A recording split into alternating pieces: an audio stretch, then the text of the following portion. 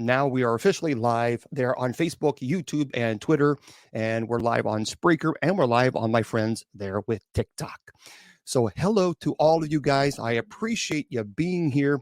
Thank you for being here on this Friday. I am. It is Paranormal Friday. That's always. Anytime we have a Paranormal Friday, that's always a good time. So I was talking to my friends there earlier. Hold on one second, guys. Hold on for the questions. I just started, guys. Just hold on for a second. So I just, people kept telling me that my lights that I had previously was too bright. That I need to, what they saw, let's see it is, I need to warm it. I'm like, what does that mean? So apparently, so I got some new little lights here. I got some new little lights, and you can warm the color. So what I don't know if it does any difference. I can't really tell. But anyway, I had it. It was really bright, and you couldn't change the color, but now that you can on these. So anyway, that's just something that I wanted to share with you guys. And but they are kind of, I guess the really bright one, they make it really too bright, but you can warm it. Whatever.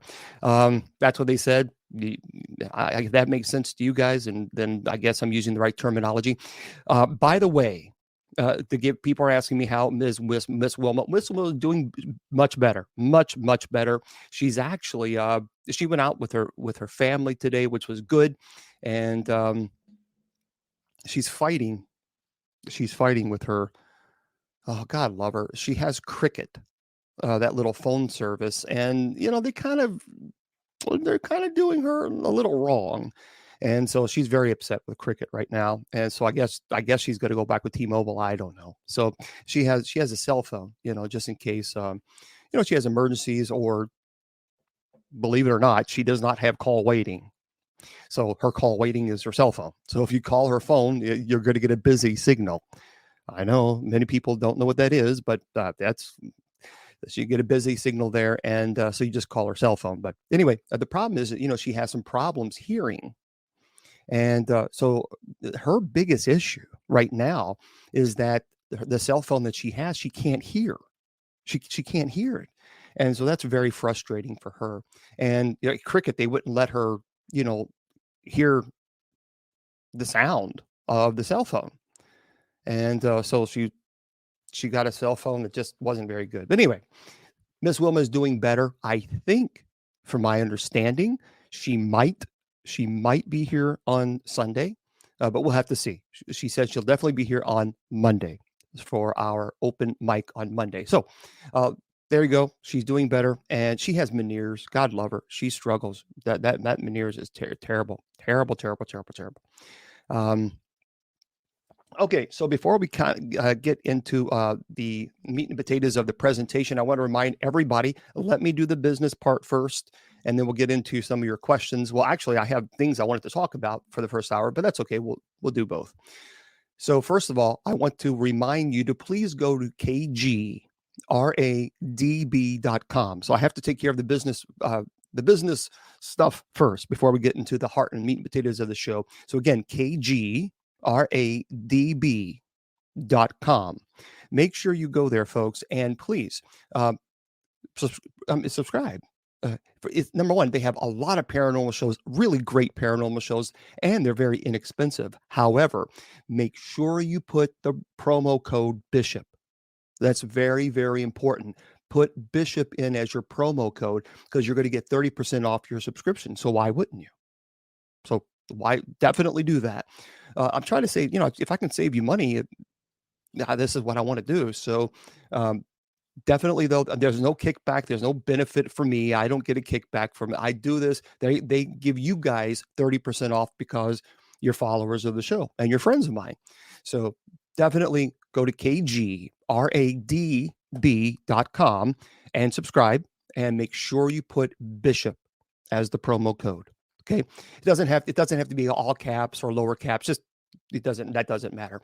Also, if you want to go to my website, please feel free to do so. It's bishopjameslong, LONG.com. I want to remind you, we do still have quite a few of the and I don't have any here with me, but we do have quite a few of the St. Michael necklaces still available. And if you would like to get one of those, that would be wonderful. I'll bless yours as a courtesy before I send it out. And we also have the Benedictine bracelets and necklaces too. St. Benedict is the patron saint for exorcists. So we call upon St. Michael, we call upon St. Benedict to help us combat evil. So anyway, and of course, I'll bless those for free as well. So anyway, go do that, bishopjameslong.com.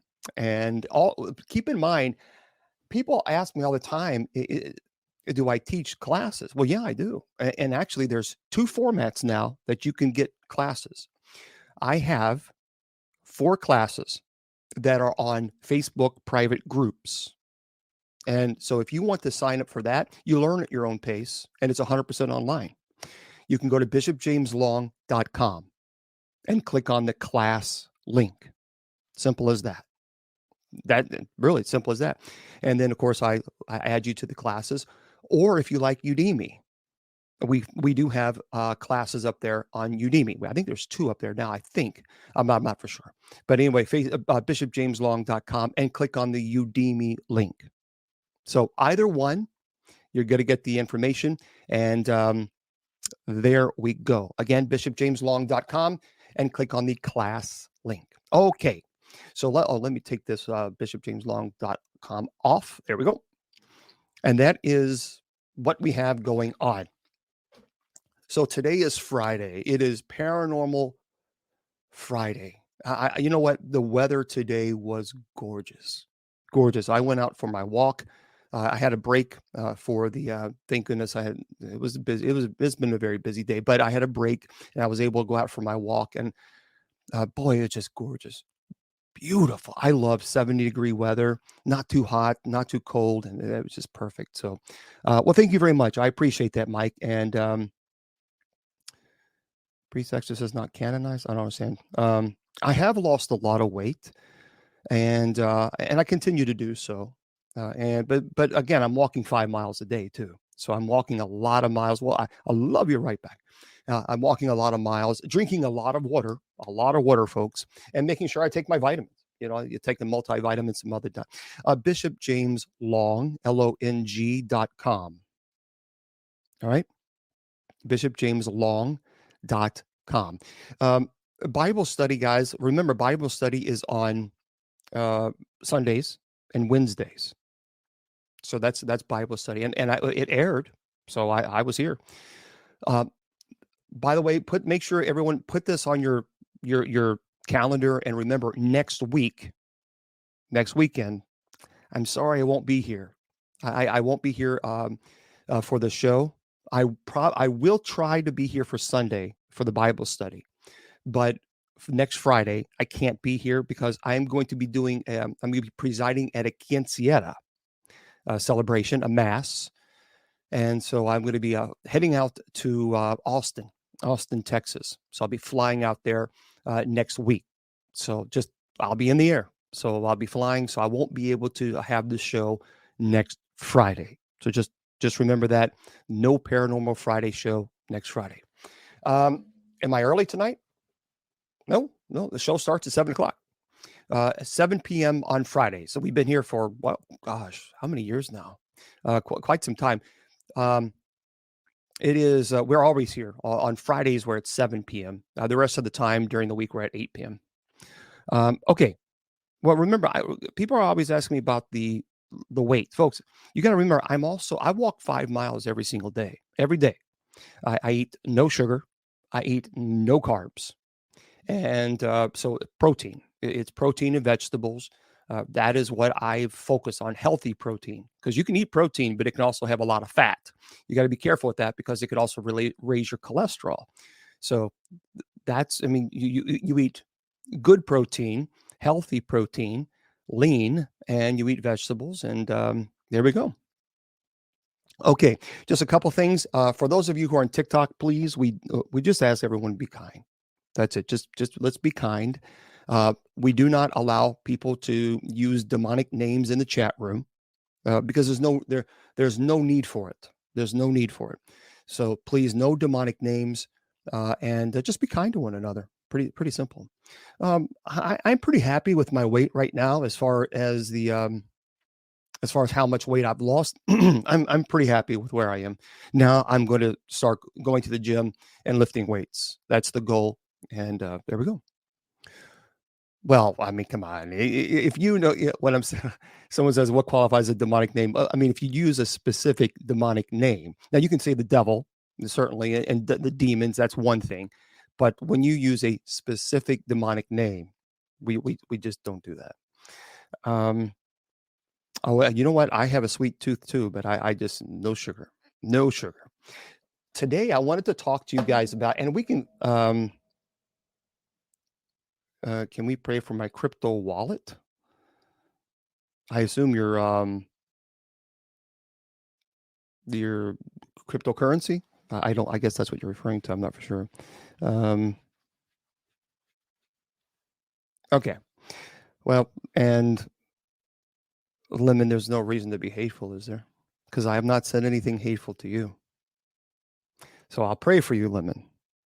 It just, well, it's already blocked. Anyway, okay. If you want to go to the church, the Roman Church and USOCC, folks, just go to usocc.org. Okay, it's all there, and there we go. The Conjuring movies. Again, go to I'm not going to, folks. Today is Paranormal Friday, so I'm very, very strict on Sundays and Wednesdays. I do not answer any paranormal questions on Sundays and Wednesdays. So today is paranormal. The people have been waiting for an entire week for the show, so let's not focus on the church aspect. That's Sundays and Wednesdays, to be fair to everybody. So today is paranormal. Okay, if you want to go to the church, the website is usocc.org. All right, that's it. And now we're going to talk paranormal. For Halloween, the show is, we do have, well, actually, it's open mic on Monday. So Halloween is on the 31st. So I will be here. I'll be right here in the seat, and we'll definitely do some fun things for Halloween. No question about that. Shalom, right back at you. Okay, now Dana, see, we just had. So why would you?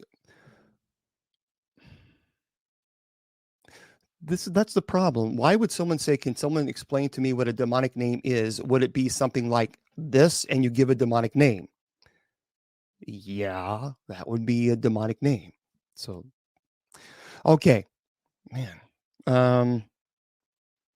No, no, it's not that. It's just if we've explained it, and then someone, I mean, it does get irritating if you've already explained it ad nauseum, and then someone says it again. Okay, count to three, Bishop. Oh, listen, I'm good to go. I'm good to go. Yeah, I know they're testing me. I know they are, but they're going to be modded, or they're going to be blocked because the moderators are doing a great job on TikTok. They do not put up with nonsense, and I appreciate them. They are family to me. Actually, my sister Shannon Long 30. She is one of those. Shannon definitely. She will not. Shannon, God love her. She is my sister Shannon. She's an interesting little bird. Shannon's not the type of person that will bite her tongue. She'll tell you exactly what she thinks and more. So there we go. Okay, topic for tonight. Yep, I agree with you. I agree with you, Tiny. She is a very good person. Shannon would give you the shirt off her back. Truthfully. All right. Urban legends. Urban legends is what we're going to talk about today. Now, for those of you who have never been to the show before, what I normally do is I have a topic, and I'll talk about that for the first hour. And then on the top of the hour, then we have a great conversation where we can talk about anything and everything you want related to the paranormal. But listen to this. I don't want to just talk about urban legends because we did that already. I actually want to talk about urban legends that are based on truth. I think those are even more frightening. It's already, urban legends can be frightening as it is. As a matter of fact, there's a show, I think on one of the paranormal shows that are urban legends. But when you find out that there are some urban legend stories that are actually based on truth, that gives you a different perspective, doesn't it? So let's get into this. And again, for those of you on TikTok, moderators, if you could just remind people, just hold your questions, and I'll promise you I'll get to them to the top of the hour. I promise you. I promise you. So this is from Best Life. Everyone loves a good urban legend. At least I do. I love urban legends. And yet, in many cases, these word of mouth stories, most of the time, are totally false. For example, if you live in the Pacific Northwest, you probably shouldn't hold your breath waiting for Sasquatch. I don't know. I believe in Sasquatch. And if you're from New Jersey, you likely don't have to worry about the Jersey Devil. Okay. But while many urban legends are are fiction, there are some that are absolutely truth. So, with that in mind, this site has rounded up some of the country's most curious myths that can be pinned down to actual events that occurred, from tales of the boogeyman and subterranean cities to the story of the word the dictionary got wrong. So, read on and prepare to be astounded by these urban legends that are completely verifiable. So, after all, even the wildest tales are rumored to have a grain of truth to them. So, here we go. Let's get into it. This is kind of creepy. The first one is the story of Charlie No Face. I don't know if you've never heard this urban legend. The tale of Charlie No Face is an example of one of those true stories that gets wildly twisted in each retelling. Well, here are the facts. You see, in the early 1900s, a Pennsylvania boy named Ray Robinson, was electrocuted by a trolley wire, resulting in lifelong disfigurement. Specifically, most of his facial features melted away. Well, after that, he was ostracized, and stories about his disfigurement grew more and more preposterous as the rumor mill began to spin. Well, today, the people of Western Pennsylvania insist that Charlie No Face, whose nickname remains a mystery, has become a radioactive, glowing green man type figure who haunts an abandoned freight tunnel. But the truth is that he was just a guy who experienced an unfortunate childhood accident. So if you've ever heard of this, there we go. What is this? Okay. And hello. Well, we'll get to I'm going to read these for you, and then you can maybe you've heard some of these. I'm not for sure. The next one is Colonel Buck's recurring tombstone stain.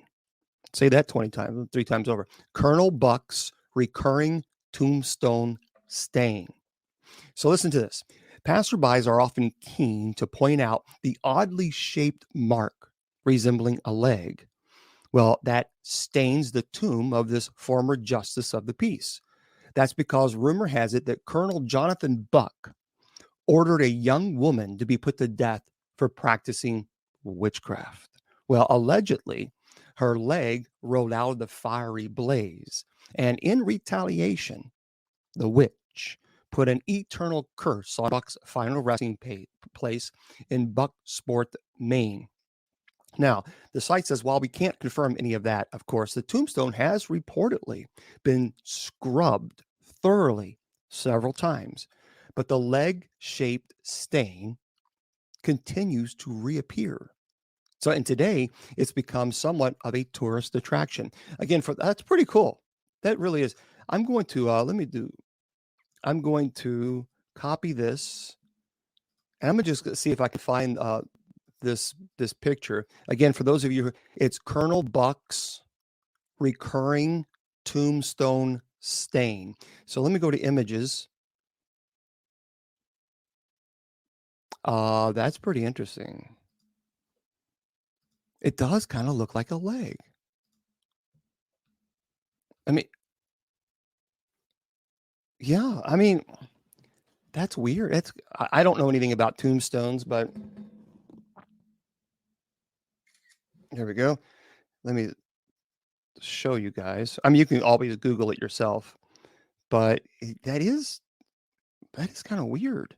So, like I said, the story is that this, he put this woman to death based on the accusation of witchcraft, and she cursed them, and yeah, I don't know. It's an actual picture.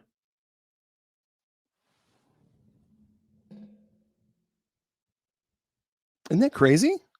And they stained it several times, and they can't get it to go away. So again, if you want to search that, you can look at it yourself. All you got to do is type in Colonel Bucks, Bucks, recurring tombstone stain. Ah, that's pretty interesting. Okay, reptiles.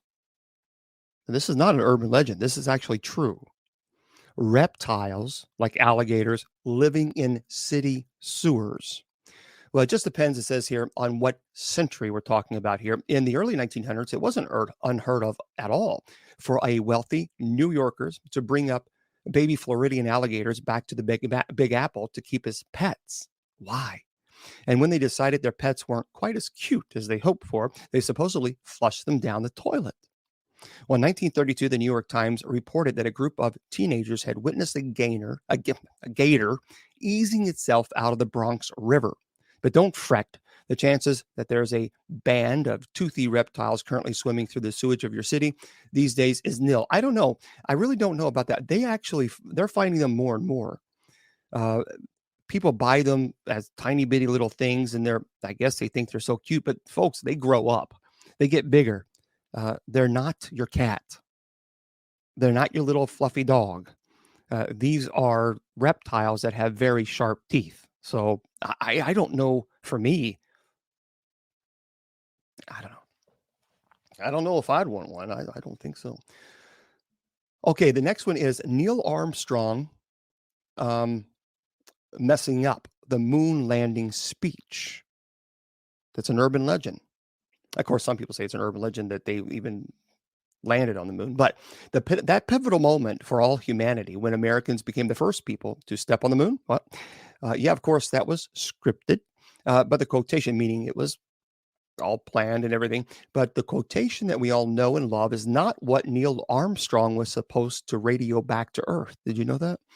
We all know the phrase, and as he says, one small step for man, one giant leap for mankind. I think that's a great quote. Well, but he was meant to say one small step for a man, one giant leap for mankind. So apparently, after listening to the recorded of himself, Armstrong admitted to misspeaking the line. Well, but to me, I mean, I think both of them are beautiful. So even if it was, but of course, there's a lot of people, and this goes conspiracy theory, because there's a lot of people who are actually believing that we never really landed on the moon, that it was just us, it was staged. That many people believe it was staged because we were in a competition, and we were with Russia. And the argument is that we were so far behind on technology that we staged it because we ultimately wanted to try to bankrupt Russia. That's the argument. So anyway, I'll get to a lot of questions, guys. I promise you I'll get to your questions. I'm not ignoring you. It just, for the first hour, we like to talk about a topic, and then the second hour we get to your questions. I promise you. I promise you. I promise you. The next one. Now listen, folks. This is an urban legend. Now this is going to really freak some of you out. I did not know this, but this is an urban legend. It's based on fact. This is creepy. The government stealing dead children for science. So that's an urban legend that's actually based on fact. Here's the proof. The government stealing dead children for science. Well, kind of. You see, in the flurry of testing after World War II, after the U.S. had dropped the world's first atomic bomb, scientists wanted to determine the effect of nuclear radiation on human flesh. So in a series of tests known as Project Sunshine, you can Google that, Project Sunshine. The test subjects were deceased children, specifically stillborn babies, whose parents were probably not notified about how their children's bodies were being experimented on. Gruesome and sad, but true. Man. And this actually, here's an urban legend. These are creepy. Here's another urban legend here. A corpse rotting a hotel's water supply. That's actually that's not an urban legend. That's actually true. So you know how sometimes the water of your hotel just tastes downright disgusting. Well, it's not entirely outside of the realm of reason that there might be a dead body floating in the water supply, contributing to the less than desirable taste. Well, at least that's what happened at a Los Angeles hotel in 2013. See, after several days of guests complaining about a terrible smell that emanated anytime they turn on the shower. Oh, not to mention the terrible taste when they tried to brush their teeth. So management checked the water tank on the hotel roof and found the body of a 21-year-old Elisa Lamb floating inside. You see, her body was estimated to have been in the tank for 2 weeks. Well, I'll answer to that question, and I'll answer some of your questions as I glance down. What got me? I've always loved the paranormal. I've always loved the paranormal because it's the unknown, and to me, it's fascinating. It really is fascinating. So I've even as a child, I've loved the paranormal. Okay, this urban legend: murderers entering apartments via a medicine cabinet. Have you ever heard of this urban legend? Murderers entering apartments via medicine cabinets. That's kind of weird. Well, here's the deal. The 1992 horror film Candyman includes a scene in which the main characters learn that a murderer might be entering apartments via the medicine cabinet. And apparently, this was once a legitimate structural flaw in some apartment complexes. You see, the medicine cabinets in adjoining apartments in Chicago were connected by a flimsy partition, and an actual murder was committed by criminals entering through this weak structure. That is now that I would not like the idea. Oh no. This urban legend: a mysterious watcher haunting a family's new home. That's an urban legend based on truth. So right after a family purchased their dream home in New Jersey in 2014, a stalker calling himself the Watcher barraged them with a series of letters claiming, among other things, that his own family has watched the house for generations. Isn't this a movie? I saw the previews to this. I can't remember what movie it was, but I thought I'm pretty sure I saw this, the previews. Anyway, the letters also inquired about when the family would be filling the house with young blood. And while it's unclear if there's any truth to what was substantiated in letters, it was enough to scare the parents and their 3 young children out of moving into the house. Oh, thank you very much. Oh, that's beautiful. The whale. That's gorgeous. Thank you. That's very nice. That's a Netflix series. It is? Okay. So Corey, what was it's called The Watcher. Well, there we go. So folks, it's called The Watcher. Thank you very much for the for those of you who are offering gifts on TikTok. Thank you. That's very, very kind of you. If you would like to, again, if you would like to donate to the ministry, I would greatly appreciate that. Remember, I don't get paid as clergy, and we don't. The United States Old Catholic Church does not pay because there's no funding. We don't do this for funding. And so I have families right now that need me to get there to their homes, and I have to pay out of my own pocket to get there. So until I win the lottery, I have to keep telling folks I can't do it. So if you would like to help, please go to bishopjameslong.com. Scroll down to ministry expenses And that would be wonderful. Thank you, thank you, thank you. Yeah, and as my sister says, also ministry donation, you can Cash App as well, and that's a $ Bishop James Long. Either way, it's great, and I certainly appreciate it, and so would the people that we help. Remember, I was saying the other day, I usually sometimes for the entire month, I think because people think that I have almost 700,000 followers on TikTok, that I must be making thousands of dollars a month, and I'm not. Actually, the entire 2 months, because I'm on the creator fund, it's $15, like 24 cents. So there's not TikTok takes a lot, unfortunately. They do. But it's, YouTube is really where if you get a lot of viewers, that they pay a lot more, a lot more. With TikTok, I made on average, with all the gifts to the ministry, it might average sometimes $75 a month. And then on top of that, on my online store, sometimes it may be $75 as well. So per month, with the TikTok and the store, it's about $150 or so a month. But when cases, you have to fly out, and then you have to rent a car, and then a hotel. So you could be at $1,200 to $1,500 for each case, and I can't obviously do that. So I appreciate that, and thank you very much. Well, thank you. I appreciate that. Okay, yeah, I am on YouTube. Yep. As a matter of fact, if you go to bishopjameslong.com, scroll down, and you can see where it says social media links and it says YouTube. Just click it right now. Here's another. Here, listen to this one. Listen to urban legend, and I'll get your questions. I promise you at the top of the hour. The boogeyman kidnapping children. Well, parents often reassure their children that the boogeyman doesn't exist. But on Staten Island in the 1980s, he was all too real. Cropsey. Google that. Cropsey. Cropsey. You see, Cropsey would drag children from their beds, carrying a bloody axe in the crook of his arm.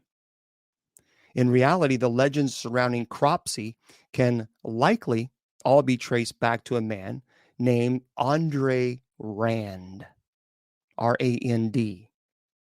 You see, Rand worked as a janitor at Willowbrook State School, which specialized in providing services for children with disabilities. And he was later suspected of kidnapping multiple children and officially found guilty for kidnapping too. Could you imagine?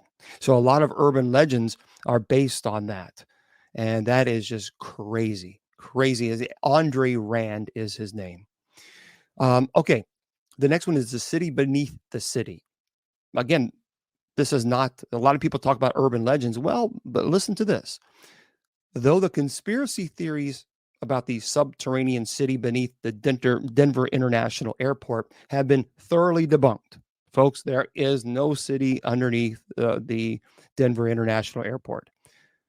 But another of America's cities, Las Vegas, actually does have its own underground city. But it's less of a conspiracy and more of an effort on the part of the tourist industry to maintain the city's appeal. You see, with police's stringent limitations preventing homeless people from setting up camp on the Vegas Strip, that population struggled to find anywhere to go and ended up in the city's underground flood channels. So there are people who are going there. Don't do that. That can be very dangerous. So do not do that. Oh, Belfast, Ireland. Well, hello there, my Ireland friends. Oh, and Sacramento does as well. San Francisco, the old city. Yeah, there's a lot of cities underneath it.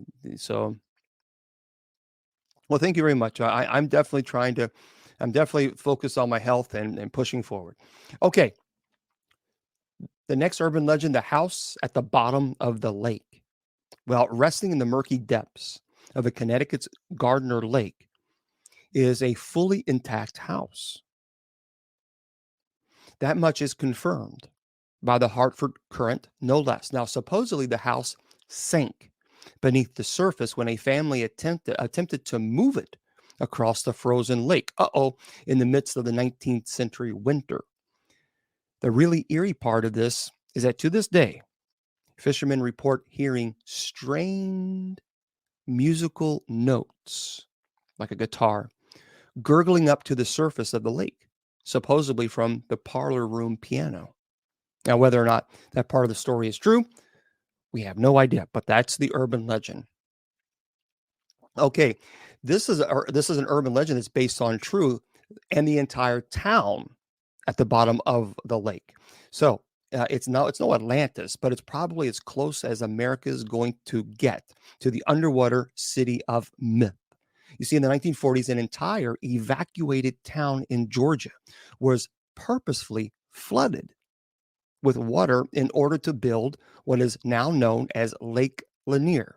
The entire community, including a racetrack, was submerged by the lake building project. That's crazy. That is crazy. I Some of these things I have no idea. This one is the medical students recognizing a cadaver. So apparently, a letter to the editor of the Journal of the American Medical Association in 1982 documented how medical school student had recently recognized her own great aunt among the cadavers being dissected in one of her classes. Luckily, the situation doesn't seem to happen very frequently. Could you imagine that? I could not. You know what? If you were studying in the medical field, thank you very much. Pretty cool lesson. If you were in the medical field and your job was to dissect, to learn obviously the anatomy, physiology, I couldn't do it. I could not. Yeah, that would be terrible. I could not. No, yeah, yeah. I don't know. That's like, ugh. Okay. Here's an urban legend that's based on fact. The woman in black haunting the South. The woman in black haunting the South. Well, the situation isn't quite as horror movie scary as its name implies. Well, in 2014, a woman dressed in black from head to toe, including a trailing black veil and billowing black robes, was spotted walking the highways of the South, and a series of rumors mounted about what she could possibly be up to. Well, the truth was that the woman, a U.S. Army veteran, described the self imposed pilgrimage as having to do with her faith and religion. So that's actually based on truth. I don't, you know what? I don't know why. Why would that based on religion? I'm trying to figure out what religion that would require that. Um, well, do you guys know that? I don't know what type of religion that would require that. Yeah, I don't know. Yeah, so if you guys know that, let me know because I don't know who it is. Um, yeah, magic, yeah, I'm not really for sure. It's interesting. Okay, we're going to for those of you people are asking about what about uh, urban legends from states. Okay, listen to this. We'll do that for briefly. In Alabama, if you're in Alabama, there is a scary urban legend. Some people say it's true. It's called Huggin Molly. Huggin Molly. So the legend of Huggin Molly is clearly a tool used by parents to get the children to obey the rules. Well, the story, native to Abbeville, tells of a phantom woman who appears to children if they stay out too late at night. You see, she grips the lingering child tightly and screams in their ear. She's not meant to cause death, just one heck of a fright. So I don't know if you guys have heard about this, but apparently in in your state, I would not like if I saw if I can you imagine as a child being taught that if you stay out too late, Hugging Molly's going to come get you. I mean, it's children have active imaginations as it is, but can you imagine as a child thinking that if oh my gosh, the street lights are coming on and now Hugging Molly's going to come give you a hug? Yeah, I don't think I'd Hugging Molly.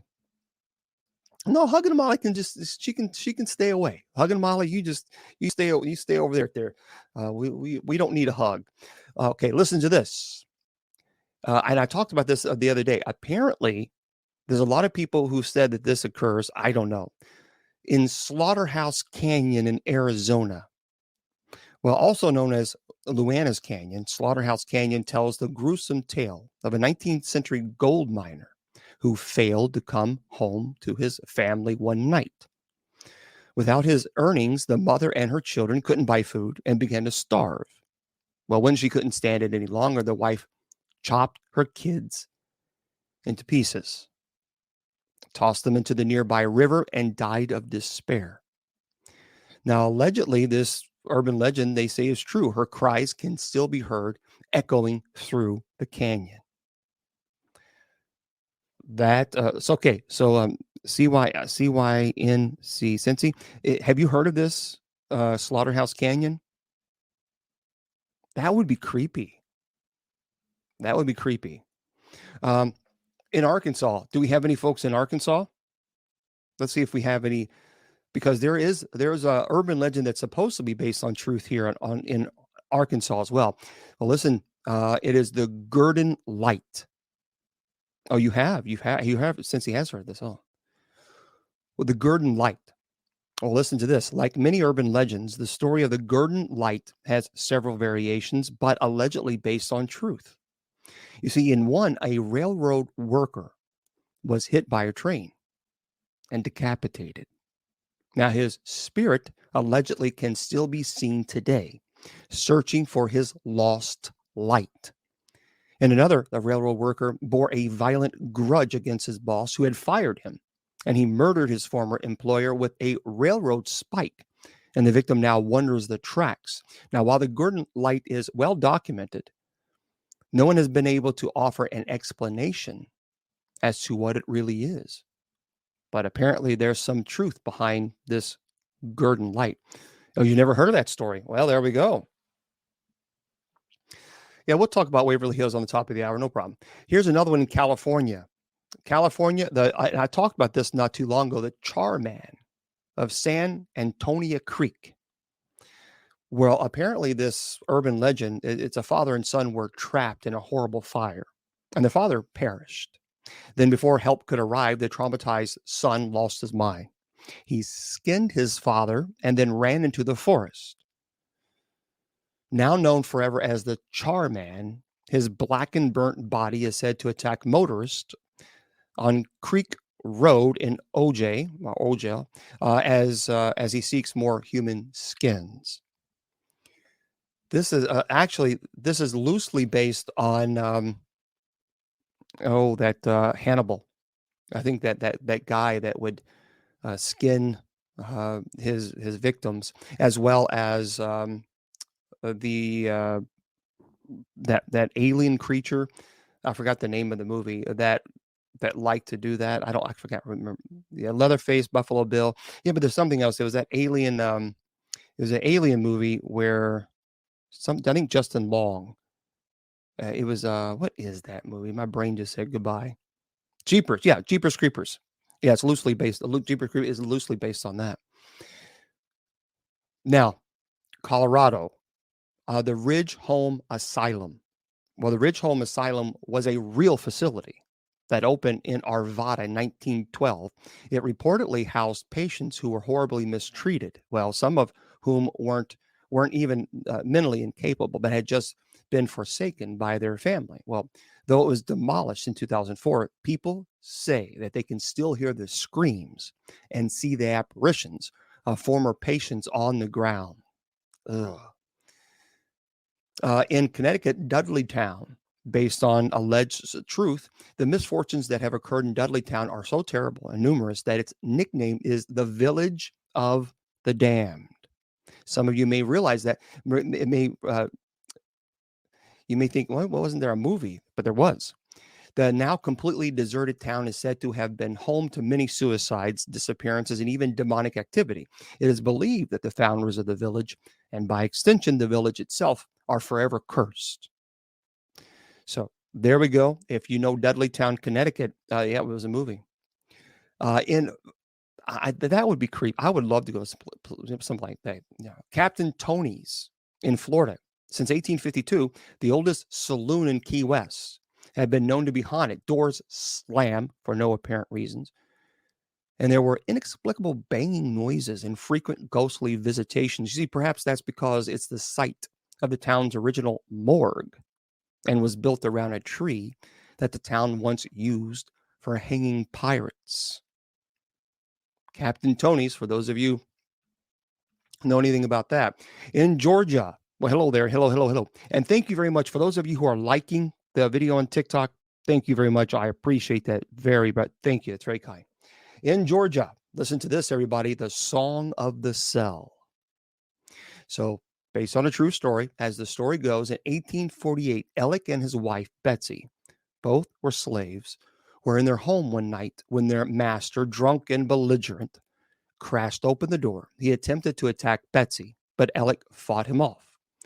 Undeterred, the master chased Alec up a ladder into a loft. As the struggle continued, the master lost his balance, fell out of the loft, well, pity, and died. Now, even though Alec turned himself into the sheriff the next morning, explaining that what had happened was in self-defense, he was still charged with murder. Well, par for the course, of course, it had to be in the South. Well, Alec was imprisoned in the old Lawrenceville jail and later executed unjustly for the crime. Now, people say that they can still hear his sorrowful song traveling through the walls of the old jail. I've never been there, but the Song of the Sale, if you guys know that, let me know. That'd be pretty cool to know. This urban legend is in Hawaii. Again, based on truth. And if you're just joining, I'm Bishop Long. We're talking about urban legends that are based on truth. And on the top of the hour, we'll get into your paranormal questions, your demonic questions. I promise you we'll get into that. But in Hawaii, the Pele Highway, well, Pele, the Hawaiian volcano goddess, has many myths attached to her name. One tells of her ill-fated union with a demagogue, Kapawas, who is half pig, half human. Now, okay. People can believe whatever they want to believe. That's their right. But why on earth are you going to worship a demigod who is half pig? Okay, whatever floats your boat. Anyway, the two supernatural beings had a terrible breakup, agreeing to never see each other again. Probably the best. That's why, as urban legend has it, if you carry pork with you when you travel over the Pele Highway, your car will come to an inexplicable halt. And next time you're in the area, we advise you sticking to chicken. I'm going to go there and get some bacon. All right, yeah. Idaho, the Water Babies of Massacre Rock. Allegedly based on a true story. Listen to this. This is the Water Babies of Massacre Rocks in Idaho. Well, this urban legend is about starvation. So if you're squeamish, you may want to just heads up on this. You see, when famine hit the local area of Pocatello, mothers resorted to drowning their babies in the rivers instead of letting them starve to death. It is said that those babies allegedly turned into fish-like imps whose new mission was to trick or even murder people. I don't necessarily believe that, but there are some reports that if you go to these particular alleged events of when these poor babies were, drowned, that sometimes you can hear the cries of the kids. Now that would be crazy. Now I have been to this cemetery, and it does not disappoint.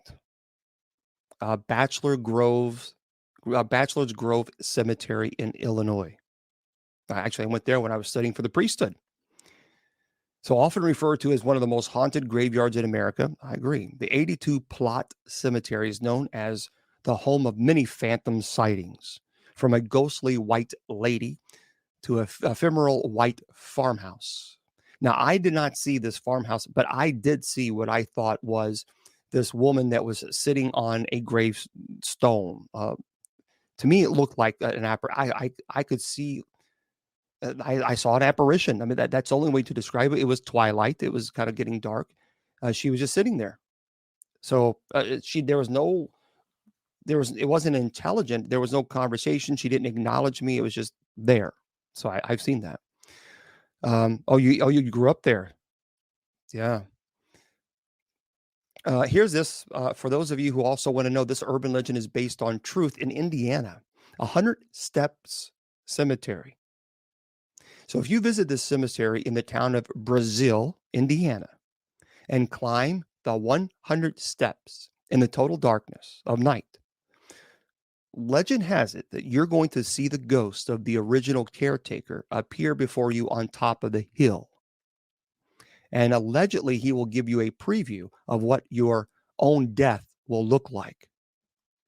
Well, you probably ain't seeing the caretaker. You probably lack of oxygen after walking your butt up 100 foot of stairs. I'm just saying, I mean, 100 stairs, after you walk 100 stairs, I'm like, I need the oxygen. Okay, in Iowa, the Stony Hollow Road. Stony Hollow Road is based allegedly on truth. As the saying goes, a woman scorned is not someone you want to mess with. Well, Lucinda of the town of Burlington is no different. So this true story, and the legend has it that when her fiance failed to meet her there as promised one night, she threw herself off the bluffs along Stony Hollow Road. And ever since, her ghost has appeared to countless people. And what's worse is that if she leaves a rose at your feet, you better not pick it up, because allegedly you're destined to die within 24 hours. No, Shanae. Okay, Kansas, Molly's Hollow. Molly's Hollow in Kansas. So this urban legend based on truth is, it speaks of the United States racist history. We do have a lot of racism, unfortunately. As the legend goes, when the local townsfolk found out that Molly, an African-American woman, was involved with a white man, she was lynched. And people claim her spirit is still there, screaming at night. So again, this was based on, it's fortunate that she was lynched. People, racism is stupid. Being prejudiced is just dumb. Makes no sense. And I want to remind everybody again, on the top of the hour, I'll get to your questions. I promise you. Okay. In Kentucky, Hogan's Fountain, which I've seen and I have been there before. In Cherokee Park, you'll find Hogan's Fountain. It's a beautiful park, which features a statue of Pan, the pastoral yet devious Greek god. At every full moon, some versions say every night at midnight, the figure of Pan wanders the park, causing mischief for passerbys. I didn't have that, but I did go there one time to investigate, because I'd heard about this. And while I was driving down on this road, you see it on the left-hand side, and a little rock, very small rock, launched from the woods area to the car. I couldn't see anybody. I couldn't see if it was somebody. It wouldn't be a child because it was dark. So I don't know. I don't know what that was. Louisiana, the Carter brothers, based on a true story. Back in the early 1930s, a young woman escaped from the home of the Carter brothers in New Orleans with slash marks on her wrist. You see, she told the police that the brothers were feeding off of her blood. I want to meet somebody who truly is a vampire, a real vampire, not somebody who says I'm a psychic vampire, because you can't prove that. You can't. It's like, come on. But anyway, the cops stormed the French Quarter's residence, where they found more young women in similar state, their blood draining out of their bodies. Now, the brothers, now thought to be vampires, were captured and they were executed, only for it to be discovered years later that their crypts were empty. That's kind of creepy. I don't know. You know what? That I don't know if I like that. Well, they're in Maryland. Big Liz at the Green Brier Swamp. Um, yeah, I don't know why I'd be freezing because I have 400 megabytes of speed, so I'm not really for sure. Um, what year did that happen? Let's see. In the 1800s. No, I'm sorry. In early 1930s. Early 1930s. Okay. Here's the Big Liz at the Green Brier Swamp. Listen to this. During the Civil War, Big Liz, well, she was a big woman, was a slave who became a spy for the Union troops. But her espionage was found out by her master, who decided to exact revenge. Well, as the urban legend goes, he took Big Liz to Green Brier Swamp so she could help him bury a treasure. Well, Big Liz dug the hole and was subsequently decapitated by her evil master, who threw her body into the grave she had just unwittingly dug for herself. It is said that if you travel to that spot during the dead of night, you will see her spirit there attempting to lure you in to the murky swamp. That's creepy. That's a Big Liz at the Green Brier Swamp. Ugh. Massachusetts, the ghost of Sheriff George Corwin. So when you think of haunted locals in the United States, Salem is no doubt one of the top places that come to mind. Well, a key character in the Salem witch trial, Sheriff Corwin, was the most infamous and brutal when it came to interrogating and handling accused witches, earning himself the nickname the Strangler for his torturous methods. A building called the Joshua Ward House now stands on top of the land where Corwin lived and died. And many people say that they've seen him in the windows or even felt his hands pressing down around their necks. Oh, no, you better don't when they're inside the space. That would be, for me, I would like, that would be pretty cool. I'd like it. But anyway, I've never been to Salem. Yeah, I've never been. I would like to go. That would be pretty cool, but I've never been. In Minnesota, by the way, Minnesota I love. It is cold. I mean, it is cold, and whew, I mean Minnesota in the winters they don't play. Well, allegedly in Minnesota, people are claiming to see the Wendigo. You see, the Wendigo is a creature of Native American folklore that is thought to be the result of cannibalism. So a person will turn into a Wendigo, which is a fang-bearing creature that is tall, skeletal, and hairy if they resort to eating another human being. Well, why not just don't eat a human being? So just don't do it. Okay, or if they bite you. In Mississippi, allegedly this is true. Yeah, we'll get to Alaska. I forgot about Alaska. The Witch of Yazoo. So while living on the Yazoo River, an old woman allegedly lured boatsmen to their deaths with her magic. So one day, the local sheriff chased her into a swamp. And as she drowned in quicksand, she put a curse upon the town. Well, in 20 years, she said she would return to set the city aflame. Well, guess what happens, folks? In 1904, the city was hit with a massive fire, believed to be the work of the witch. The next day, when people went to visit her grave at the Glenwood Cemetery, they saw that the chain links around her fence, around her grave, had been broken. Well, well, well. So she got her little revenge there. That's very interesting. Um, the In Alaska, uh, the I think it's the Galupalak. Galupalak.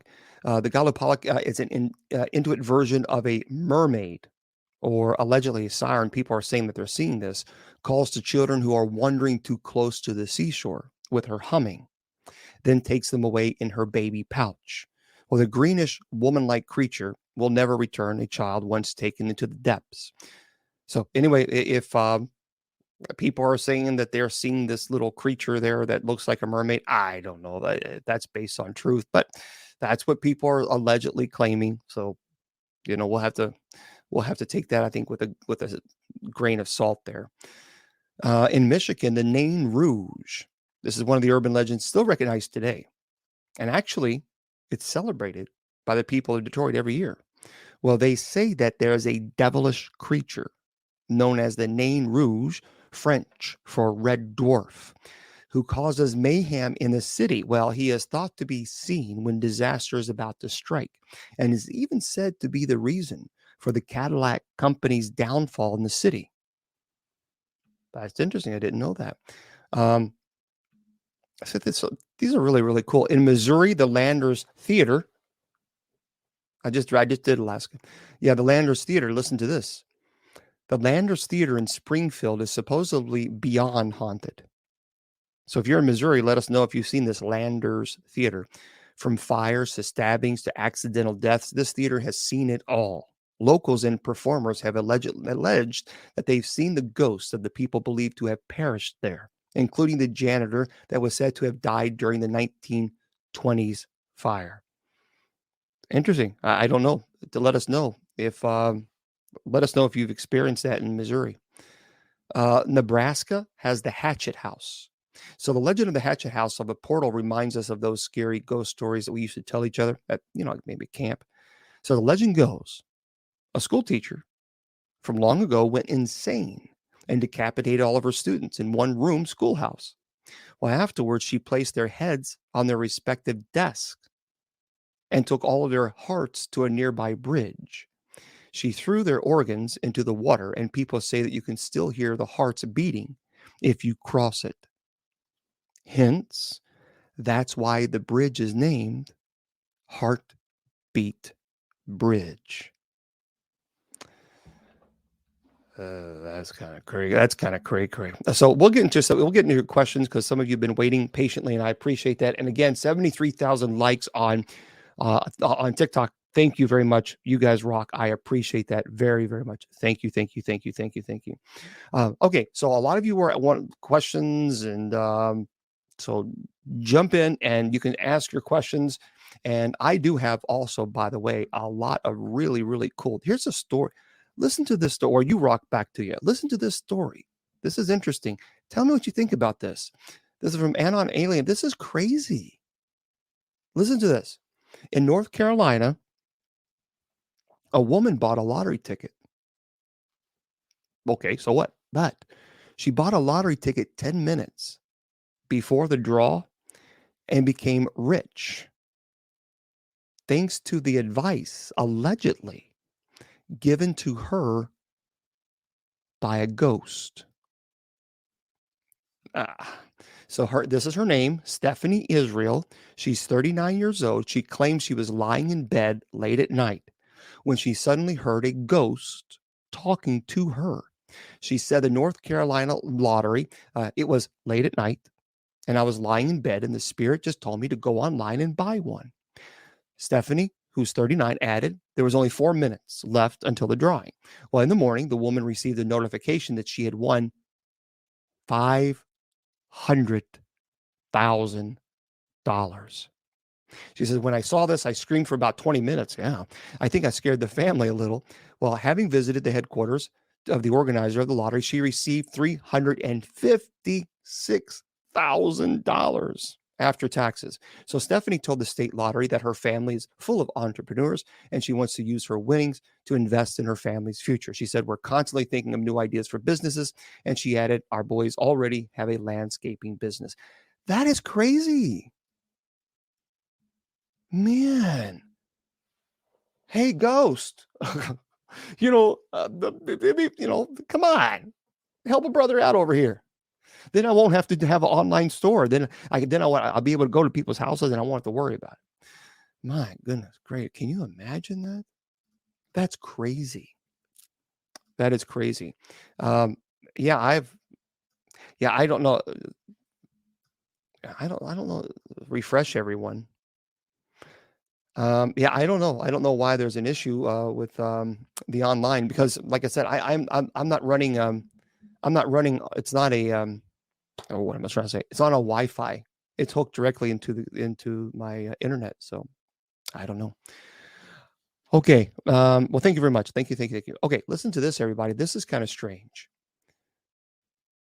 Mystery of the mirrors, schizophrenia, or devil's temptation. Remember scenes from horror movies where a character looks in the mirror and sees a completely unfamiliar face emerging out of it? Well, sometimes they see a reflection of a certain entity behind them. Where does this come from? Well, some explain this phenomenon by an optical illusion, and others, deviations in the psyche, while others blame it on supernatural causes. So, Italian psychologist Giovanni Caputo describes this phenomenon in detail in an article published in the journal Perception. To see someone else's face in the mirror, you need to stare at your own reflection in a dimly lit room, according to this psychologist. Optimal conditions for the experiment include a room lit only by a dim light or lamp, like a 25-watt bulb, placed behind your back while the participant stares in a large mirror placed about 40 centimeters in front. And within a minute, you will discover a stranger. So you have this lamp behind you, a 25-watt bulb. You stare in this mirror, and the psychiatrist will say you will see this stranger. Well, Caputo invited 50 volunteers to participate in the experiment. Now, I'm not telling you guys to do this. I'm telling you what he's done here. At the end of a 10-minute session of mirror gazing, is what it's called, the participants were asked to write down what they saw in the mirror. Well, this is fascinating. 66% of the 50 participants saw huge deformations of their own face. It was deformed. Their faces were deformed. 18% saw a parent's face with traits changed, of whom 8% were still alive and 10% were deceased. 28% saw an unknown person. 18% saw different animal faces, such as a cat, a pig, a lion, and 48% saw fantastical and monstrous beings. Well, according to Caputo, such effects may be a combination of visual distortion when the visual system, again and again, has to recognize the same images, which leads to changes in their interpretation. Well, the participants' emotional reactions to the changes were even more interesting.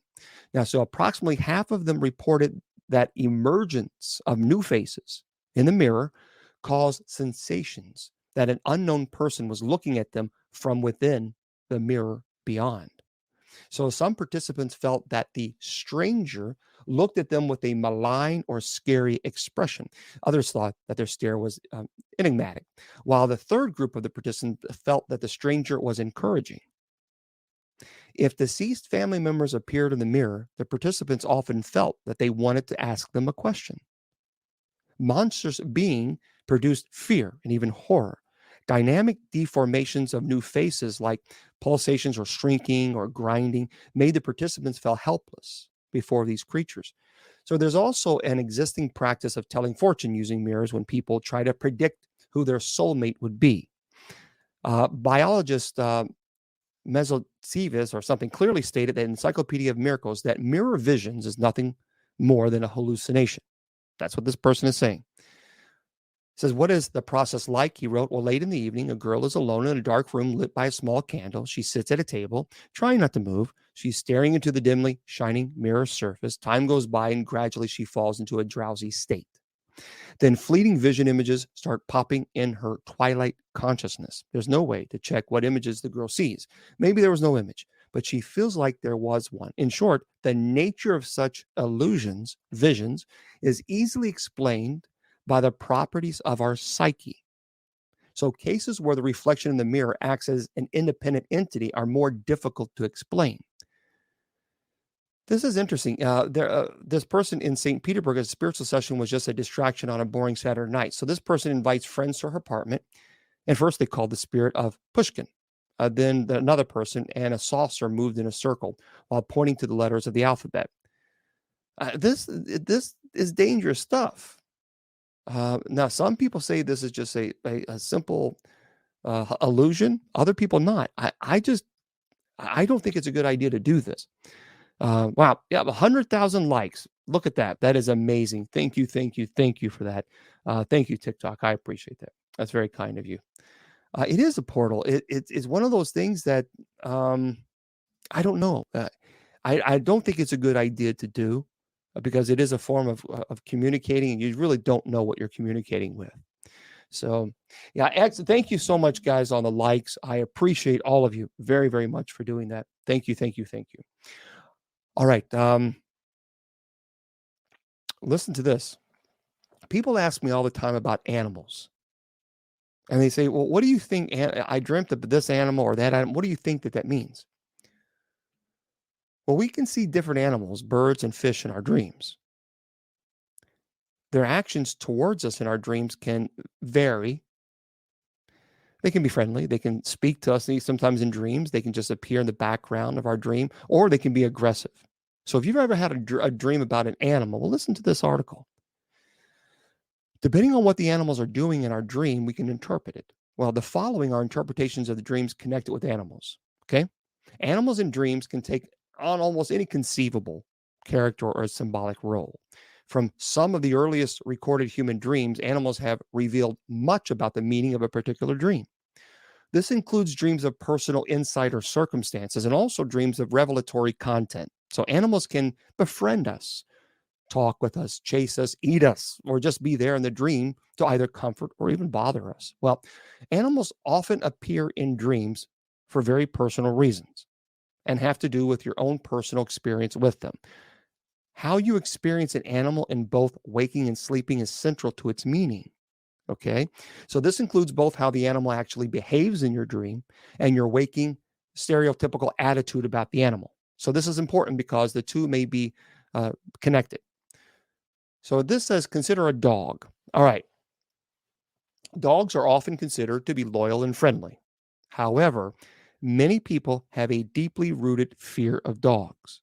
Dogs also have stereotypes that are opposites. For example, man's best friend versus call off the dogs. Well, people with a deeply held fear of dogs may experience a dog dream that validates the fear one night and contradicts it another time. What the animal is doing is also central to how the dream is interpreted.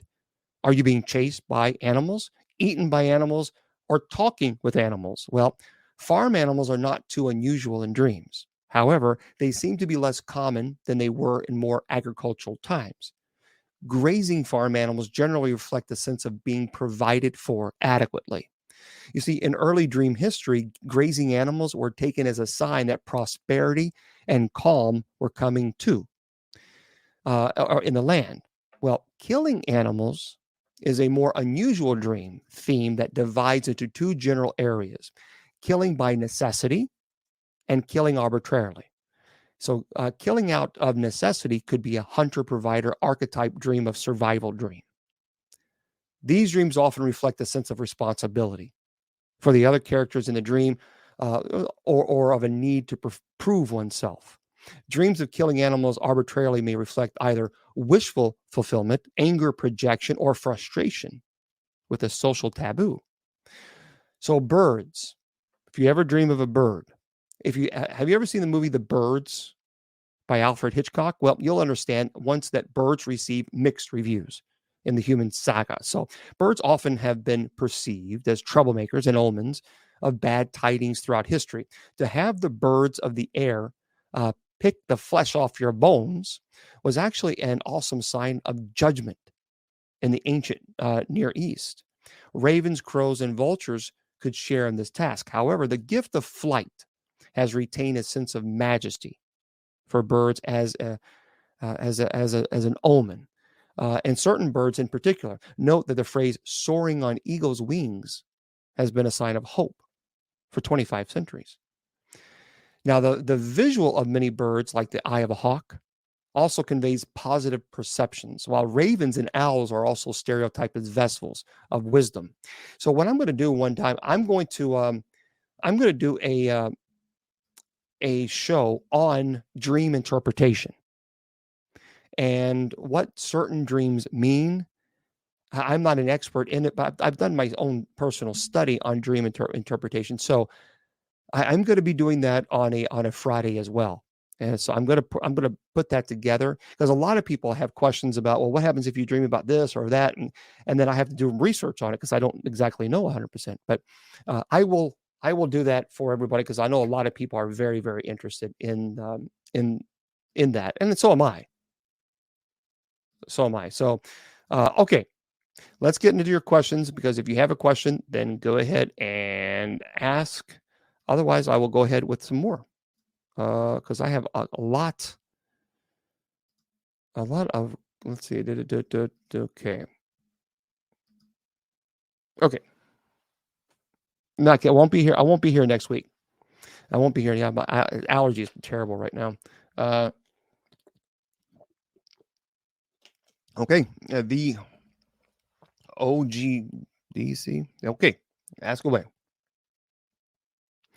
Ghost hunting games. I don't really know much about the ghost hunting games, so I'll have to do research on it, because I'm not 100% sure. Skinwalkers. I tell you, the best person to ask about skinwalkers is Willie Windwalker Gibson, because he's a shaman, and he would. Yeah, he'll be very helpful. I will be live on Monday. Yep, I'll be here on Monday on Halloween, so I'll be with you guys, and I'll be happy to do that. Yeah, yes, Shannon is my sister. Yep. Do I believe objects can be haunted? Absolutely, million. A matter of fact, I know. There's no question. No if, ands, or buts. Let me just say this. As a matter of fact, I've talked about haunted items on the show. I don't have any right here. I've talked about this before, and I can talk. There was a doll that a family bought, and it was in Tennessee. It's a big, beautiful home. I mean, it was a mansion. It was beautiful. But as soon as they bought this doll at an estate sale, they liked the eclectic items. Then they were having really crazy activity in the home, really crazy activity, and they knew something was wrong, because they never ever never. Yeah, I know John. I know John and I are friends. John Zaffis, but nothing ever happened in their home until they brought this doll home. Well, they placed it on this metal like bookcase, and it was like a week later, the entire house burnt down. I mean, we're talking a mansion. This was a mansion home. The entire house burnt to a crisp. And I've talked about this many, many times throughout the years. Well, I have this doll. I went to the family called me, and I showed up, and I saw it. It was on the metal shelf, and the only thing that was there, it was this doll. And this doll has burnt marks. You can see on the clothes, but the doll was not. It did not burn. It's like a glass kind of a doll, porcelain. But the clothing, you could see like burnt marks there, and you can still smell the fire on it.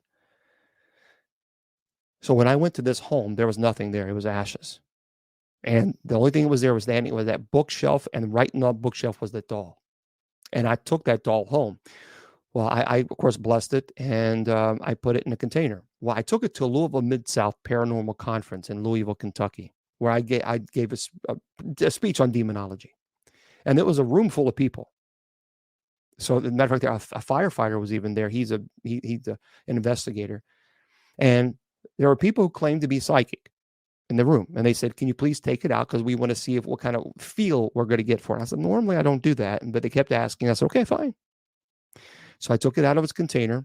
I then brought it to them, and they're like, "No, we don't want to touch it. No one wanted to touch it." So I was going to put it back in its case, and as I turned around, someone had asked me a question, and I got distracted, and I didn't put it in its case, and I put it right next to my laptop. I then turned around to address the question, and the firefighter said, "Bishop Long, look, your laptop's on fire." Now, this was seen by an entire room full of people. I turned around, and my laptop was on fire. And so I was very angry. I was angry at myself because I got distracted. But I was also angry because the laptop was ruined. So I put it back in its case. But when I saw that was really like, because I'd always heard from the thinking that this is haunted, this object is haunted, and you kind of get okay. You have to take people at their word. But the whole room full of people in this conference saw this. But not only that, but I also had like a Teddy Ruxpin. For those, and I've talked about this before, for those of you who watched it, I was actually on live. I was live on TikTok. And I was telling the story that this man bought this Teddy Ruxpin for his daughter, and he put it in her crib, and he woke up in the middle of the night because this thing was going off, and he didn't really think much about it, but they woke everybody up. So he went to the crib, and he realized he did not put batteries in this thing. He opened it, and there were no batteries. And he said, nope. So he contacted me, and he said, please take it away. So I had it, and I actually had it with me live. Oh, yeah, that was Shannon Long. Yeah, I was live with Shannon Long. That's right. I was live with my sister, and I had this Teddy Ruxpin bear, and I showed there were no batteries in it, and the darn thing started talking. So when you see things like that, yeah, this stuff does exist. Yeah, it spoke to Shannon. Folks, please stay away from haunted objects. But just don't do it. Don't do it. These things are real. It does exist. And it's just I forgot, what did it say? I can't remember what it said. I don't know if it's I don't know. I remember it laughing. Well, I mean, it's not a matter of believing me, because you don't have to take my word for it, because people right here will tell you they saw it. So, I mean, you don't have to take my word for it. It was, yeah. And it did answer. I remember that. That was crazy. Well, I do collect, X-Bolts asked, what do I do with the items? I collect the items. I bless them, and I place them in a storage facility. I have a pretty large storage facility of hundreds of items. Matter of fact, I have actual original paintings of John Wayne Gacy. And I will bring those to paranormal conferences, and I talk about these things and the truth of it. And so people actually can see it. This is no joke. This is serious stuff. Oh yeah, Marie saw it as well on yeah, she's on YouTube. I can't remember what it said. I don't remember. I don't remember. Purple is for bishops. So that's where I have the purple collar. Now, a lot of times I'll wear a completely purple shirt or a black shirt. It doesn't matter. Yeah, it was crazy. Yeah. Look, I don't think it was an evil voice. I can't remember. It's been so long. I don't remember what it said. I know that we were asking questions and it was answering it. So it wasn't just random noise. It was actually, so it was crazy. No, it wasn't. Yeah, it was, what the psychics didn't want to touch that doll. It didn't want to touch the doll. At the paranormal conference, nobody in the entire room who they were psychic, they said, no, they didn't even want me. When you see this doll, if you ever see it, there's something there, and there's something there. And I always have this in a protective case. I don't like taking it out at all. And so, yeah, but it was interesting, especially when people in the whole room of people saw it. That makes it even crazier. Otherwise, do I have photos? I don't, but I will take some. I will take some. Yes, I did know Lorraine. Lorraine was my friend. I thought Lorraine was a wonderful, wonderful soul. Lorraine did not like Annabelle at all. She did not want to be around Annabelle. And actually, Annabelle is not the movie, the Annabelle. It's actually a Raggedy Ann doll. And so she did not like it. She didn't want to be around it. And she always felt very, very uncomfortable. So yeah, I didn't know Ed, but I did know Lorraine.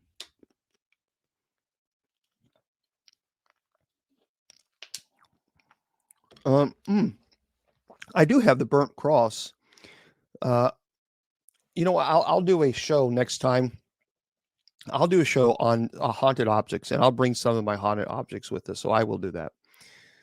Um, so yeah, I will do that. I've done it before, but I'll do it again. How can you differ a spirit, okay, from a demon? That's a good question. And why do items become haunted? Well, many times, especially demonic, can attach itself to certain items, and that entices you. For example, before you know it, become so obsessed with something you can't think of anything else. And so, if the demonic use many forms of trickery to try to attach itself to you. So let's say that 15 years ago you played with a Ouija board, or you did something to open up the invitation, and you didn't think about it in any sense. You stopped even thinking about it, right? And then 15 years ago, 15 years pass by, and then you go to an estate sale. No big deal. It's you go to the estate sale. Okay, life is good, and you look at this thing, this item, and you can't stop thinking about it. It becomes an obsession. I mean, true obsession, and that could, in fact, be a demonic enticing you, using your weakness, using that the desire to have it, and then you take it home, and now you have an infestation, demonic infestation, and that's how it can start. Um, yeah, they are in a storage facility, and there is there. First of all, how do you tell the difference between a demon and a spirit? Someone asked. So let me answer that question. First of all, let me tell you this. I know people who have spent thousands and thousands and dollars on paranormal equipment, and there's nothing wrong with that. As a matter of fact, my Deacon Tommy Golden, who is with the church, gave me a Ren pod. And that was very nice of him. That was really nice. I cannot wait to use that Ren pod on an investigation. It's very, very cool. It's a very cool device. Um, First of all, you can buy as much equipment as you want, and that's fine. But your 6 cents, you're going to know. There's no ifs, ands, or buts about it. When you're dealing with a demonic entity, it is overwhelming.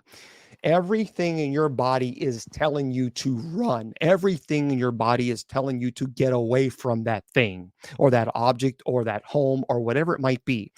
Everything is telling you to go away. And you need to follow that. You need to follow your conscience on that. I have found, at least with my experience, with a human spirit that has, as in a home, I have found that I don't feel threatened. I don't feel sick to my stomach.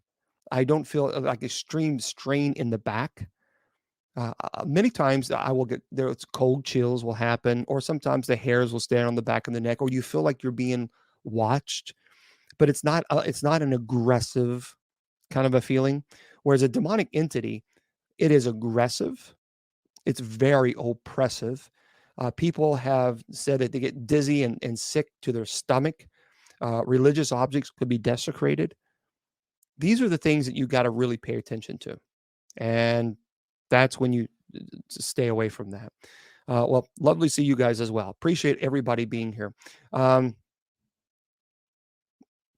What's someone sending a message on Facebook Messenger? uh, I don't think I'd be a very good candidate. Someone's asking me, Bishop Long, would you be willing to do a show for clergy who are seeking love on a television show? Yeah, and how do you respond to a question? I mean, I don't mean to offend. I'm not trying to, but there's not too many people banging down Bishop Long's door saying, "Oh, I want to be in a relationship with you. After all, you're an exorcist and you fight demonic entities." That's not one of the taglines that you can put on a relationship wanted poster. Just saying. I'm just or this little thing that someone put on my forehead. Okay, that's funny. All right. Yeah. So tell me about yourself. Well, I'm Bishop James Long, and I am an exorcist for the church. Hello. Hello. Yeah, that's not something you kind of share on a date. I'm just saying, yeah, match profile. Okay. Yeah. Someone, but no, no, I don't think that would be a good thing. Um, That's a that is, yeah.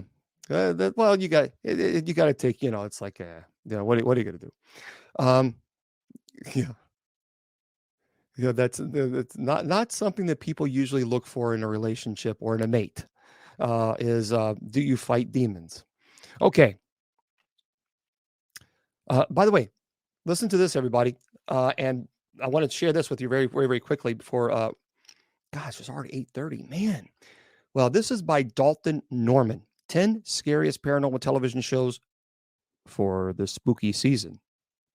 All right. From Portals to Hell to Ghost Adventures, plenty of spooky paranormal TV shows have given viewers nightmares. Which is the scariest of all?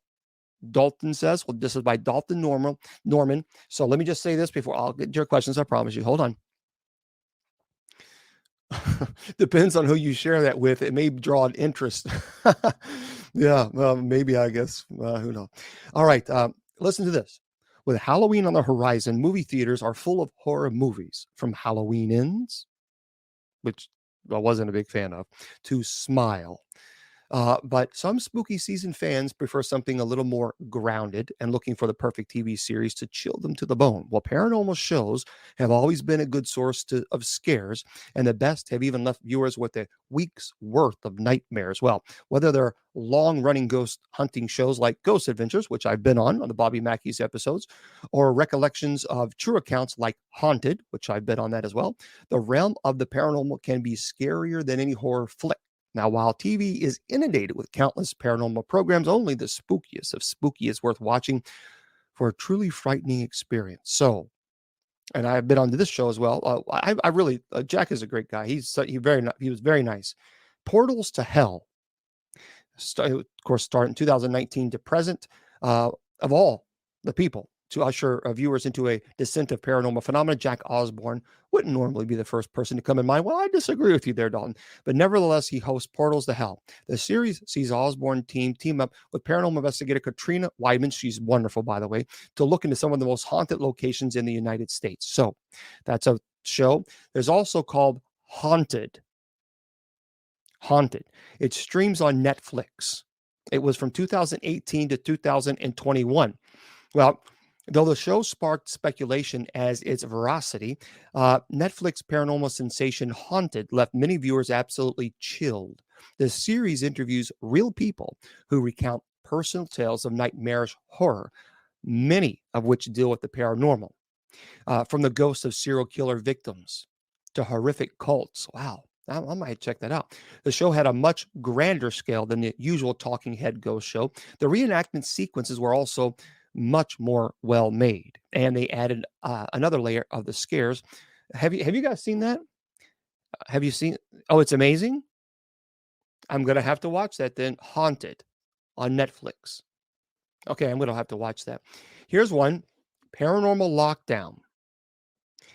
It aired for 3 years on Discovery Plus. Even if the viewer doesn't believe in the paranormal, many of the creepy locations featured on Paranormal Lockdown are enough to give them goosebumps. Well, the show follows a pair of paranormal investigators who shut themselves up in extremely haunted locations for 72 hours in an attempt to capture evidence. Well, there we go. Paranormal Lockdown. Of course, Ghost Adventures. You guys know Ghost Adventures. This next one is it streams on Fubo. My Haunted House. For 3 years, paranormal shows often haunt the halls of old manors and abandoned asylums, but My Haunted House brought the terror to the streets of suburbia for an extra harrowing experience. Done in interview style with reenactments, the show tells the story of average people who find that their dream homes have become a nightmare thanks to ghosts. Here's one from 2013 to 2015 on Discovery Plus: Monsters and Mysteries in America. I actually like this show. Ghosts aren't the only paranormal beings that inhabit the United States, and cryptids have been part of the folklore for centuries. Monsters and Mysteries in America aim to pull back the curtain on some of the strangest and most terrifying beings that lurk in the dark corners of the United States. That's actually a pretty good show. I like that one. Scariest Places on Earth. That's a pretty good one. That aired for 6 years, and that obviously kind of makes sense. Fear in 2000 to 2002.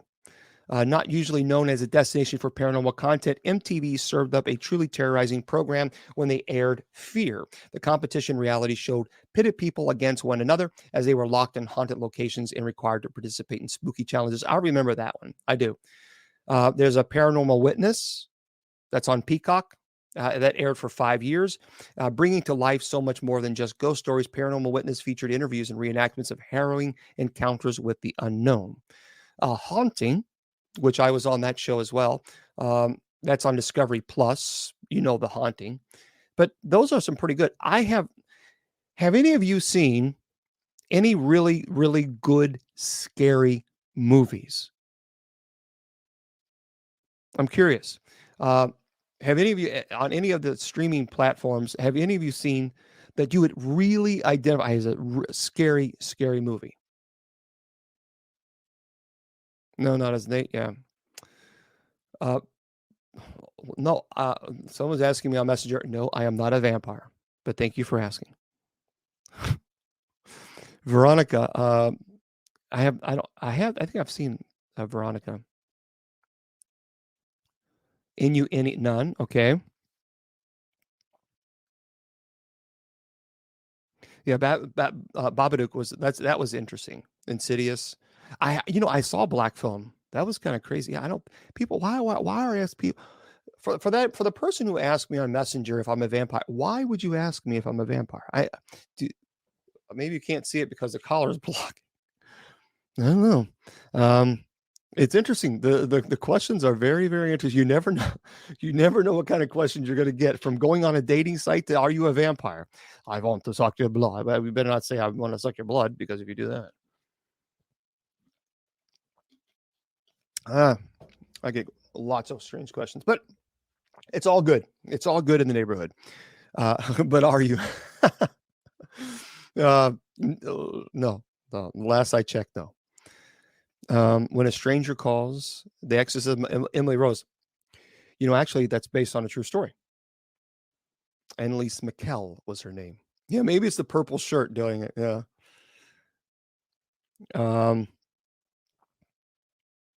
I watched Hereditary. I did not get scared on Hereditary. That didn't scare me at all. As Beloved, So Below. That was good. I just haven't really seen. Yes, I'm saved. Thank you for asking. Nope. I don't wear contacts. I actually had LASIK surgery. Honestly, I had LASIK surgery in 2007. Well, and also I bought new lights because the old lights, they were so bright, and they didn't have the warm feature. I don't know, whatever they call it, the warm feature. So now these things have a warm feature. I don't know what that is. But I had LASIK surgery in 2000, I think 5. I think it was 2005. LASIK surgery was one of the best decisions I've ever made. It truly was. I love LASIK. I absolutely. That was a great decision. So if you're thinking about LASIK, I would encourage you to.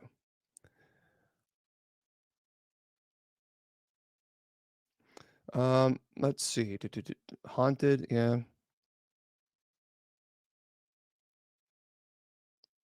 Demons are fallen angels, fallen but unconfined angels who have rejected God. Okay, let's see. Yeah, Netflix, The Exorcist, sure. Well, that's a good question about the elemental and a demonic. Uh, here's at least my experience. So with elementals and the demonic. The demonic has an extreme hatred towards God and any type of religious item, crucifix, rosary, any prayer that have always gotten a violent reaction when you have a demonic infestation, a true demonic infestation. Whereas an elemental, I have found that, and the belief is this: elementals will occur when the destruction of the habitat happens. So let's say, for example, if you're destroying trees, you're destroying the habitat, the local habitat, you're building a I don't know, whatever house, and then activity will occur. Now, Native American teaching is that if you try to restore the habitat, then the elemental activity will stop. But if you continue to destroy the nature, then the elemental activity will increase. I have had a case that I could describe it as an elemental because I would pray and there would be no reaction at all, none. And they were destroying the habitat, the trees, and so I told them, I said, well, let's give it a shot. I mean, let's just see what happens.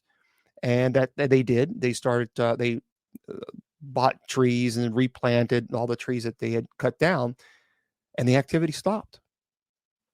You make of that as you wish, but I can only present to you what happened, and that's you know that's go to my website. Well, if you go to Facebook.com/Bishop James Long, and Bishop James Long is all one word. Facebook.com Bishop James Long. Okay. No, people do report more activity during October, but I have found that legitimate demonic activity is not contingent upon the month, so it can happen at any month. But certainly, more activities does occur. Um, I'm not going to talk about. Look, are all priests trained? Well, in the Roman Catholic Church, you have to go to school for 8 years after high school. So you have to get your 4 years of undergraduate and then 4 years of divinity school, and you get your master's of divinity. So it takes 8 years to be a Roman Catholic priest. So I studied for 6 years, and I continued my education, and so I have a doctorate in ministry and a master's of divinity, a master's of education, a master's of business. So and a bachelor's as well, an associate. So all priests should be trained. That's something in the United States Old Catholic Church, we do train our clergy, and you have to. So, oh, that's fantastic, Catholic deacon. That's great. Okay, so any other questions you guys have at the movie called Trick or Treat? I've seen that movie. Yeah, Trick or Treat. Yeah. No, I do not believe aliens and demons are the same. I do not believe that at all. I do believe that aliens exist because there's just too much evidence. There's just far too many people seeing these UFOs. There's too much, even to the point where the government has even admitted that there are things that they cannot explain that's going on. Um, how I got saved is more of a personal question, and I think I appreciate the question, but I think that's that's more of a personal thing, and I appreciate that, but Area 51, yeah. Well, I really believe that Area 51 is a base that the military uses to, who knows if there's something there with UFOs that people claim that there is. So, um, people are asking. They ask me a lot about one-on-one conversations. Folks, I'm very limited. I'm not trying to be rude or disrespect, but I am really limited in my time, and people will constantly berate. I mean, just slam me with emails, and so really just you can go on my bishopjameslong.com if you want a spiritual direction session. I ask people that if you want me to give my time, and I don't mind doing that, then I ask that you give back to the church, and that's only fair. That really is only fair. So you can go to bishopjameslong.com, and I don't know if it's under. I don't know what term. It might be spiritual direction. I don't know. I'm not for sure. Let me try to find it for you. Appointment. Yeah, bishopjameslong.com and just click on appointment. So there we go. Yep. Yeah, and again, thank you for the gifts. And 161 folks, we have 161,000 likes on TikTok right now. That is Amazing.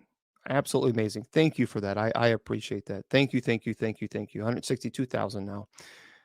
Wow. Very, very cool. I appreciate that very much. Now, on next Monday, we're going to talk about some, and this is next Monday, we're going to discuss signs that a demon or a malevolent spirit has entered your home. That'll be on Halloween. And some signs to know that a demonic has entered. We'll talk about that. We'll also talk about types of hauntings. So for a Halloween show on October 31st, we will be here. We'll have that conversation and looking forward to it. So I'm going to make sure I put Halloween show on this and include these for our conversation on Halloween. That'll be a fun show. Okay. Well, thank you very much, FV. Thank you. I appreciate that. People ask me about movies and things of this nature. I don't like any movies that have chanting the devil or chanting for summoning a demon. Now, if there's any movie like that, I would not. Absolutely, I would not. I would not watch anything like that. So it's just not something that is intelligent to do. Stay away from that. Well, I certainly think they can be. Yeah, the eye's the window and the soul. Yeah, yeah. It'll be a fun show. Of course, we'll have to scare Miss Wilma. We'll have to scare Miss Wilma. I like The Witch. I like the movie The Witch. That was pretty interesting. Okay, Angel, because on Sundays and Wednesdays we do. And you must be new here. But on Sundays and Wednesdays, actually, I have Bible study. And that's all I talk about is God. And I actually teach the Bible on Sundays and Wednesdays. I've been doing that now for several years. On Fridays, we devote this show to the paranormal. And that's okay. So that's why. So I appreciate the question. But yep. It's first time meeting here. Well, welcome. But that's what we do. Sundays and Wednesdays, we actually have Bible study. Angel and everybody else, if you're just joining us, Sundays and Wednesdays, I actually go into in depth on Scripture, and I explain what happened during the time, what was going on, and that's at 8 p.m. every Sundays and Wednesdays at 8 p.m. Eastern Standard Time. And I'm very strict. On Sundays and Wednesdays, I don't entertain any paranormal questions on Sundays and Wednesdays. It is strictly God. It is Scripture. There are no questions about the paranormal on Sundays and Wednesdays. But on Friday, we try to let our hair down, enjoy ourselves. We gather together as a community, and we talk the paranormal. Okay? All right. No, they do not go quiet when I show up. No. No, they don't do that. Okay. Yeah, I've already answered that, Amar. I have not found that demonic entities are more active just in October. There are more people who report being possessed or having demons in their home, but as far as valid cases, I've not found that there are more valid cases in October. Oh yes, they certainly do understand. Demonic entities most certainly understand human emotion. No question, and that is through ordinary demonic activity. So many of us fall through ordinary demonic activity through temptation. So the demonic will tempt us. So they understand emotion. So if you have a weakness for lust, an emotion, or for gambling, or whatever it might be, the demonic is going to amplify that to cause temptation to try to cause you to fall.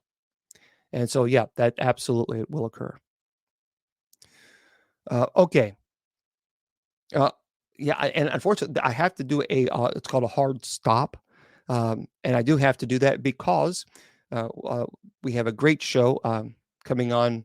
Miss Perrin is going to, Andrea Perrin. She is coming on at the top of the hour. Andrea, by the way, she lived and grew up in the Conjuring house.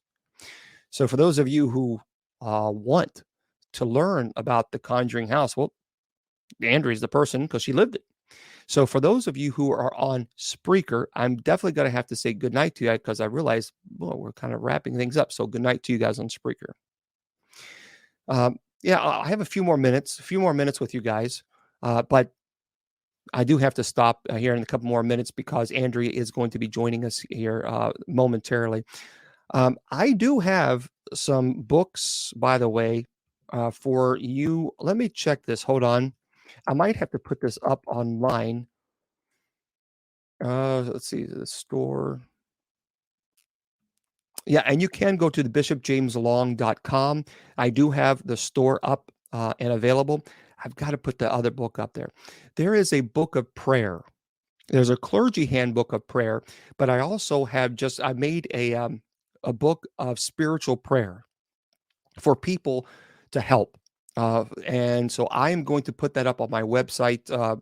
Probably, I can do that tonight, and I'll be putting that up there. So be looking for that. It's a brand new book. It's a very detailed book on it. Prayers on how to fight against demonic entities or attachment or curses, and it's a really neat prayer, a pretty good sized booklet. So I will be putting that up hopefully tonight. So give me about an hour or so, and you can go to bishopjameslong.com, bishopjameslong.com, and click on the store link. And by the way, well, welcome. And if you've never been to the site, you can go to the bishopjameslong.com. Again, bishopjameslong.com, and click on the store link and purchase your items there as well. So I will put that up today. I got to remember that.